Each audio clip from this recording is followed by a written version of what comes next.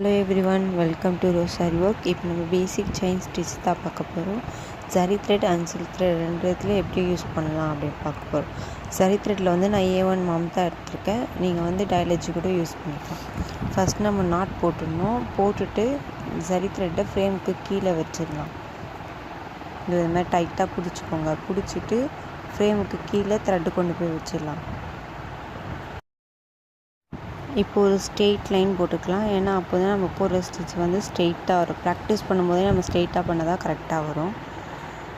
Needle வந்து நான் துளி பிராண்ட் தான் யூஸ் பண்ணுறேன். ஏன்னா பிகினர்ஸ்க்கு அதுதான் ஃப்ரெண்ட்லியாக இருக்கும், கொஞ்சம் ஈஸியாகவும் இருக்கும் லேர்ன் பண்ணுறதுக்கு. அதனால தான் ஃப்ரேமுக்கு கீழே நம்ம இந்த த்ரெட்டு இப்படி பிடிச்சிட்டு நல்லா டைட்டாக பிடிச்சிட்ருக்கோம்.